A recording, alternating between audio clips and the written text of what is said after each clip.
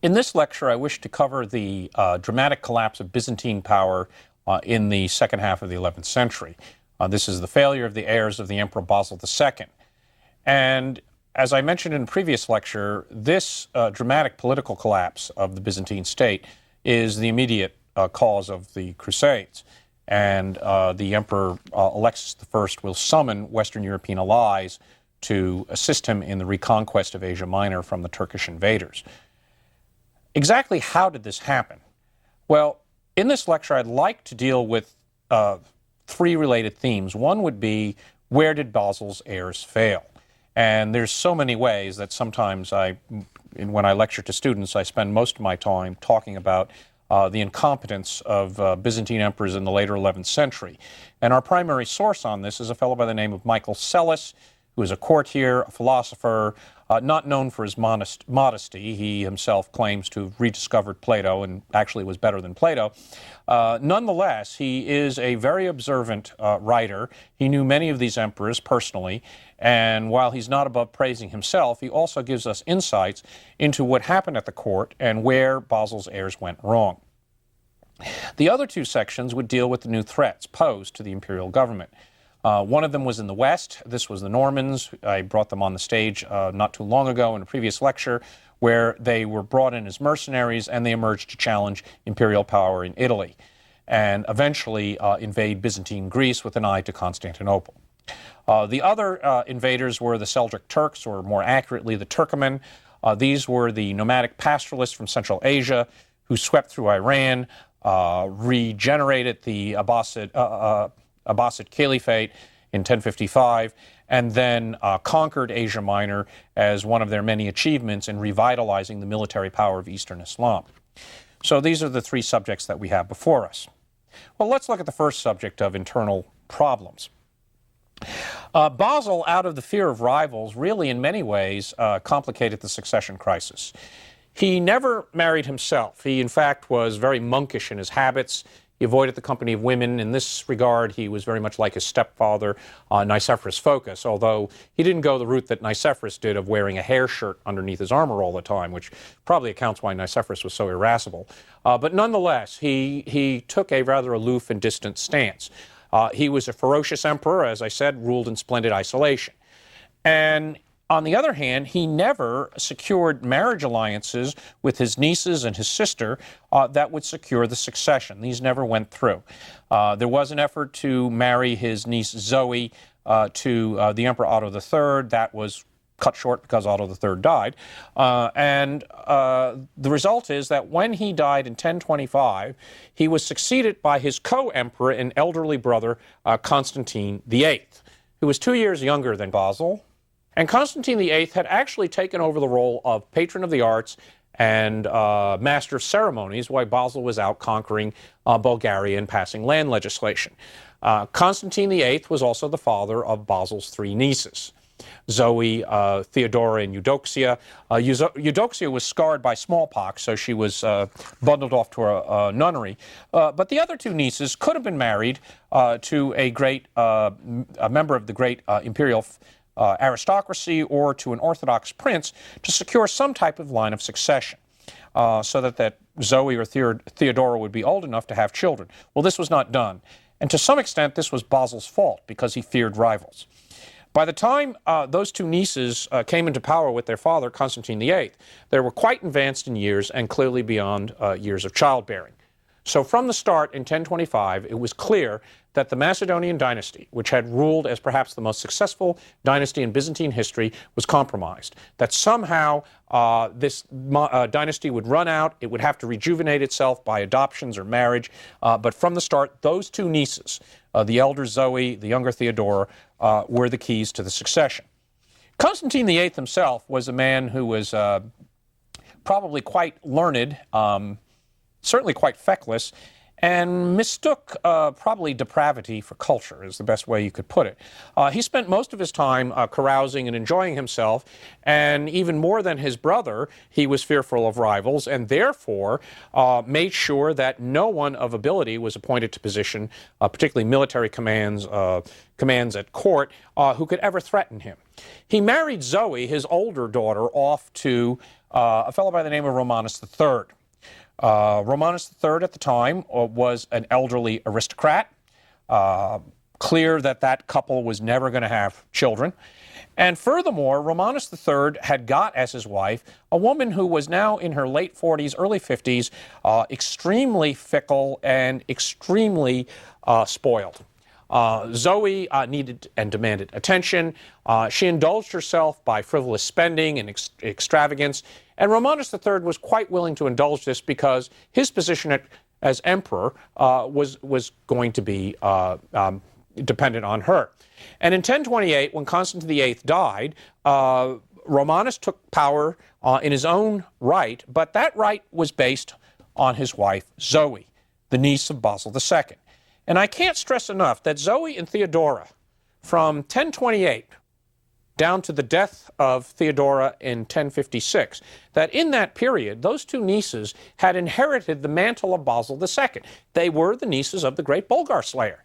They therefore had the automatic loyalty of the court administration. They had the automatic loyalty of the Orthodox Church, of the populace in Constantinople, and even elements of the army, just by the fact that they were descendant from the great Basil II and all of the emperors going back to the founder of that dynasty. The result was that Zoe became a plaything very quickly.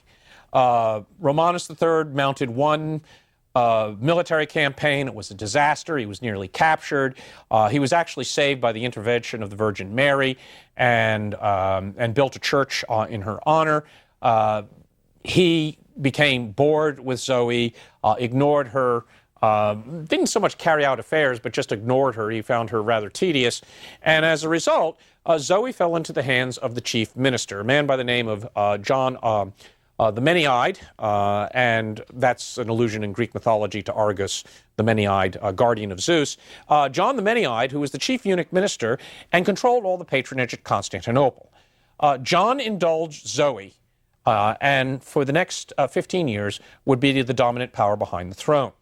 To this end, he introduced his younger, dashing brother, Michael, to Zoe, and Michael, who was a handsome young man in his late 20s, was married to Zoe, I believe in her 50s at this point, once Romanus III was conveniently murdered. Michael IV, the new emperor, who came to the throne with Zoe as her second husband, turned out to be just as weak in many ways as Romanus III. He had youth and some kind of, at least an effort to carry out conscientious military operations and administration. But he was compromised for a number of reasons. He didn't understand court etiquette. He was an epileptic. There are reports from Michael Sellis, the court historian at the time, that whenever Michael would go into an epileptic fit, they would bring a screen across the throne so that no one would see this undignified disease, which was really seen as a punishment from heaven rather than some kind of illness that could be cured. He proved to be at least congenial to Zoe. He did pay attention to her, but he was really in no position to cut back on the reckless spending that went on to indulge Zoe, and also the cutbacks in the army. Again, that was part of the effort of Zoe and her husbands to secure their position. Don't carry out expansion. Don't pour money into the frontier armies because a powerful general might emerge and challenge you. Michael, to his credit, saw the succession difficulty. He arranged for the adoption of a nephew of his, a fellow also called Michael, Michael V, and he was to succeed as the son of Michael and Zoe. And when Michael died in 1041, a horrible wasting disease apparently connected with the epilepsy, Michael V took power. Well, Michael V put Zoe in a nunnery, also ran out of court the other sister, Theodora, brought in Slavic soldiers to impose order in the capital of Constantinople, and all of these were probably not a bad idea. He also dismissed John the Many-Eyed as a corrupt official, but as I said earlier, all of that institutional support to the two sisters played against Michael V. There was an uprising, a very carefully orchestrated uprising by the imperial aristocracy. Michael was captured, castrated, blinded, dumped in a monastery. That's the retirement package in the Byzantine Empire. And the two sisters were returned to power. It was clear that Zoe was completely incapable of ruling on her own, and they therefore selected husband number 3, a man by the name of Constantine IX Monomachus. Constantine IX is perhaps one of the most corrupt emperors ever to sit on the throne. He indulged Zoe, who died in 1050, his sister-in-law Theodora. He openly kept his mistress in the courtroom. There's all sorts of stories by Michael Psellus about Constantine IX.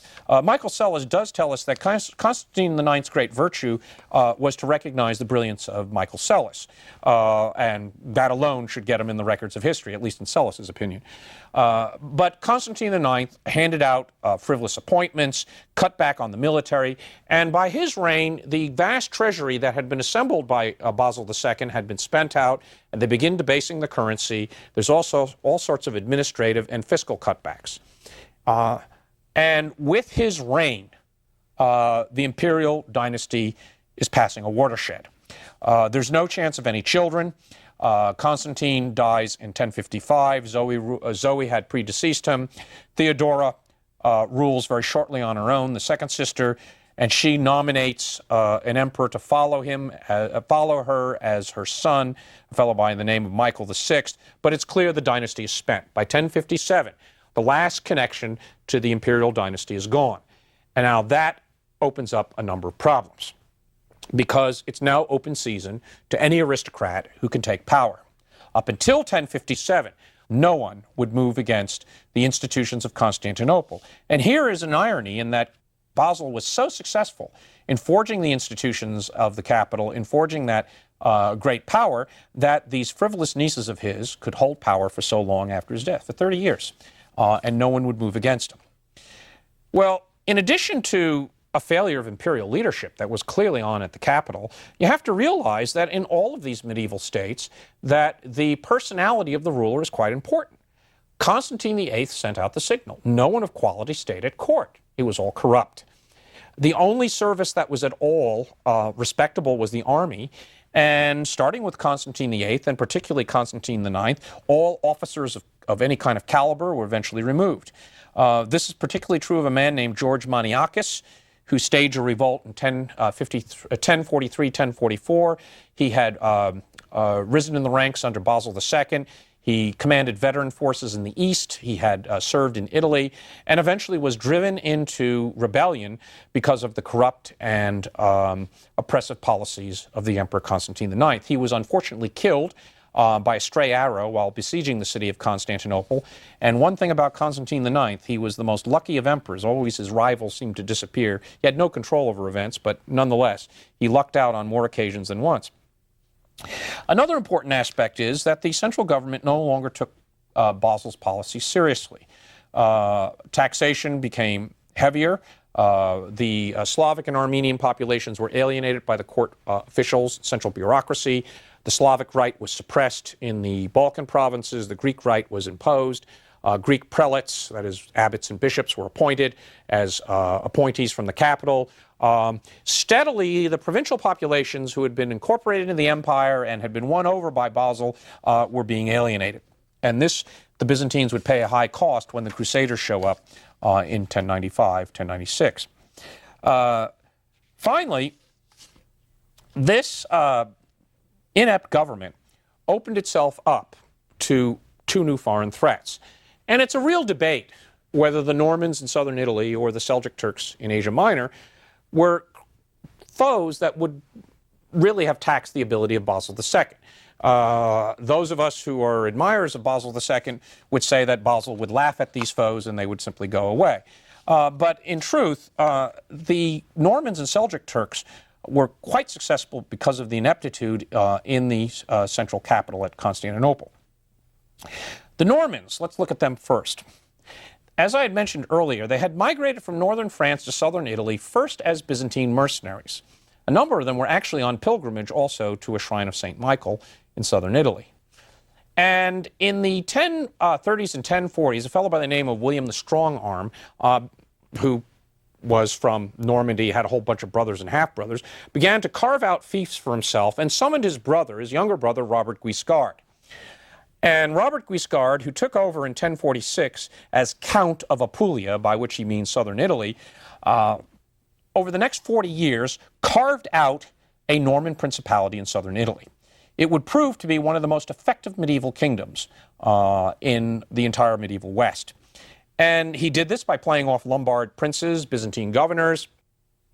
He also was constantly attacking papal territories in central Italy, that is the Papal States, sacking monasteries such as Monte Cassino.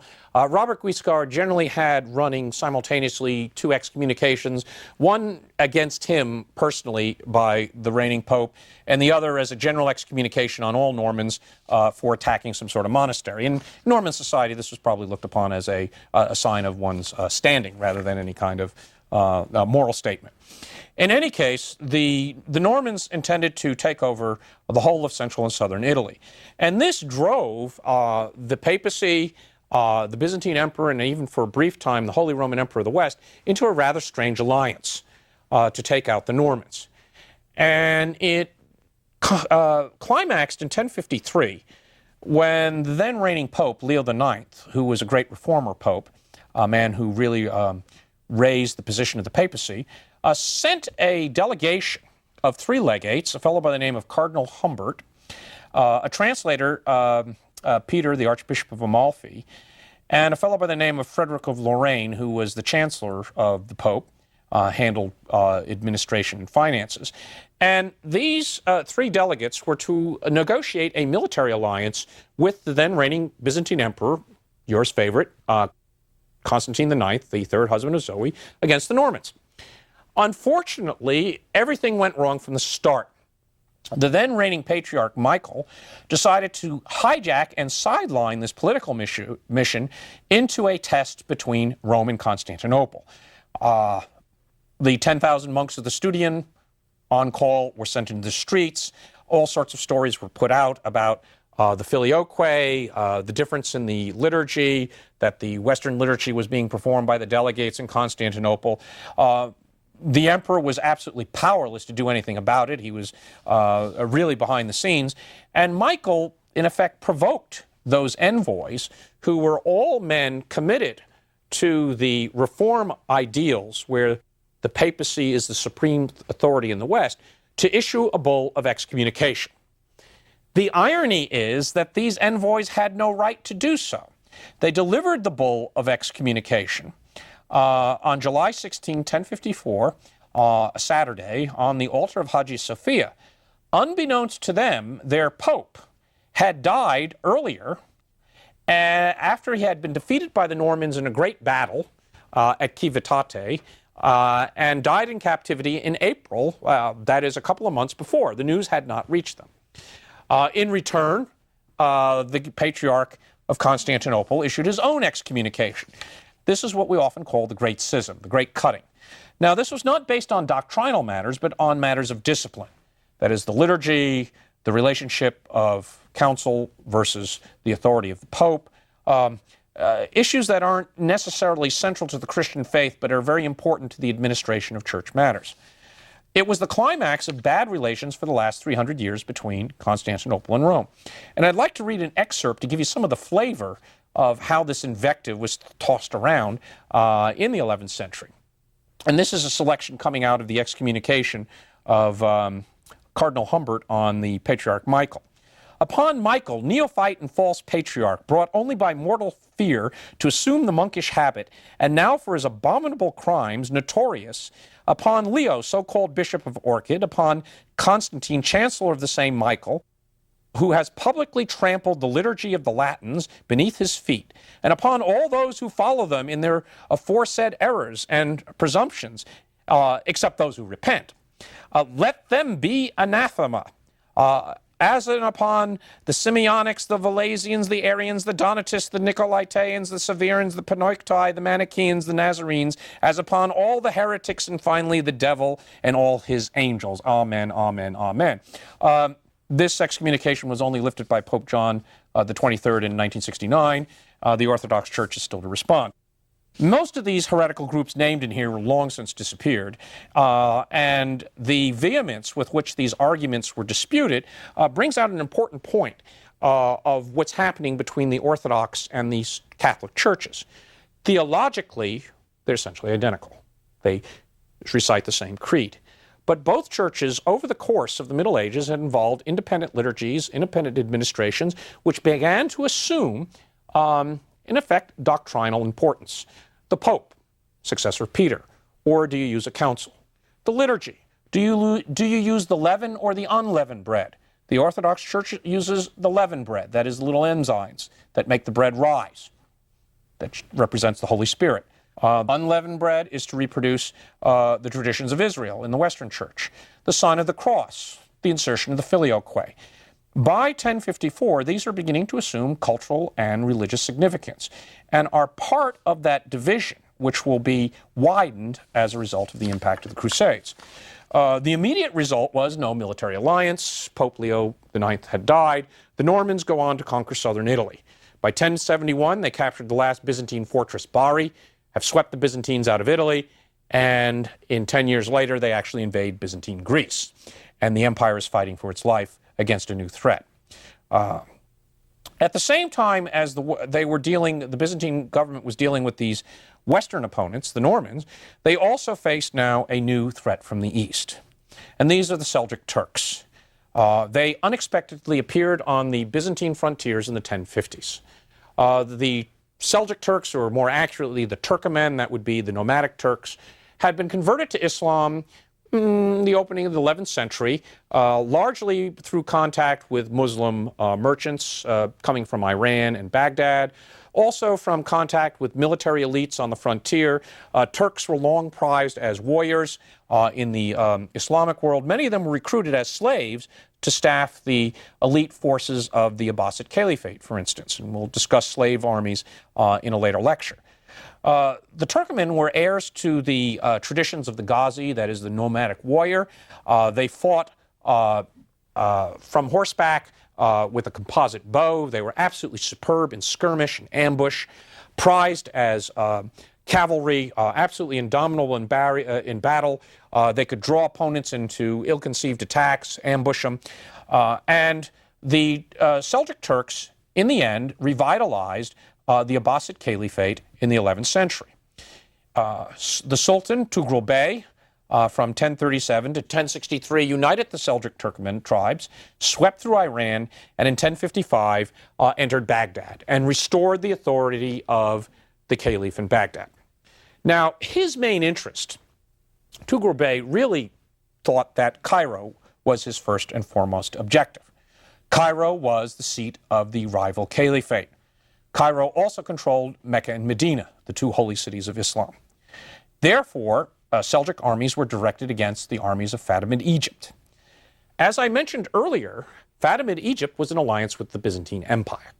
And no Turkish army could move against Syria, could move against Jerusalem and Egypt without taking care of its northern flank, that is the Byzantine Empire. At least that's how Tughril Bey and his successor Alp Arslan saw it. Little did they know that the Byzantine Empire was not being administered by the best of rulers.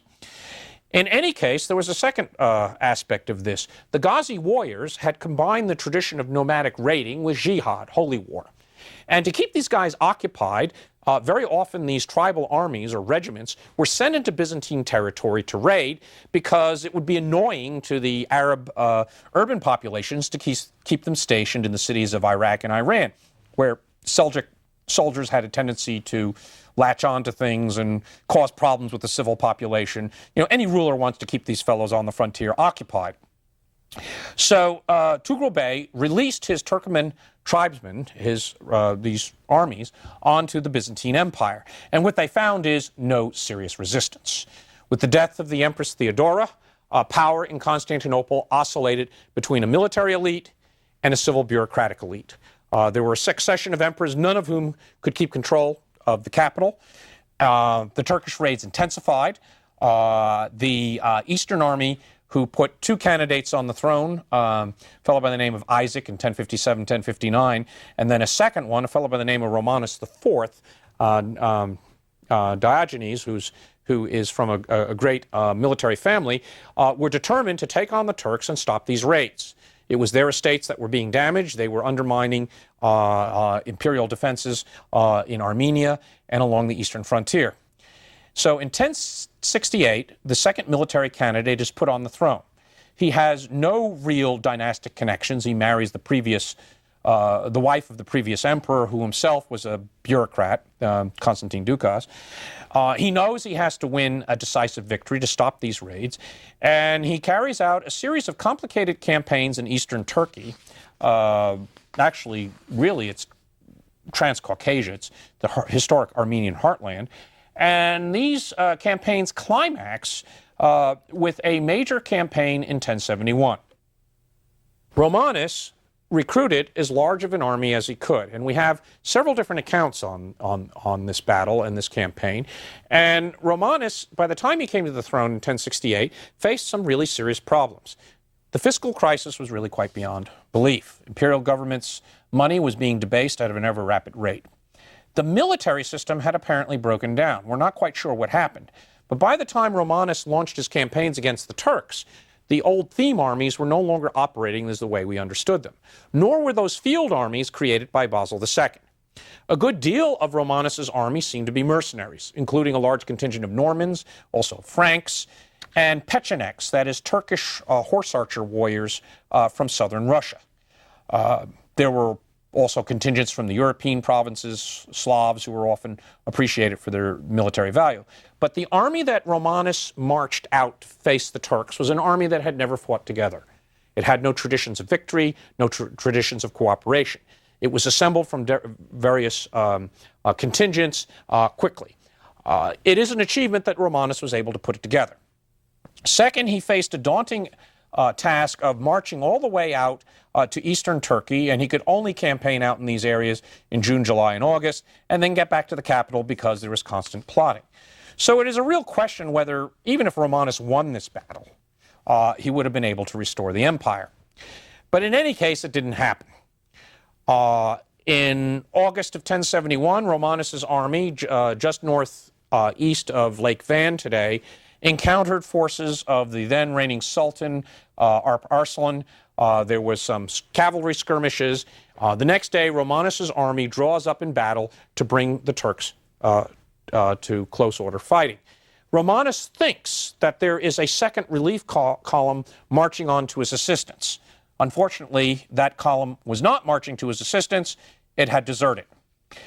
Furthermore, Romanus's army fought all day, marching, countermarching, trying to bring the Turks to bear.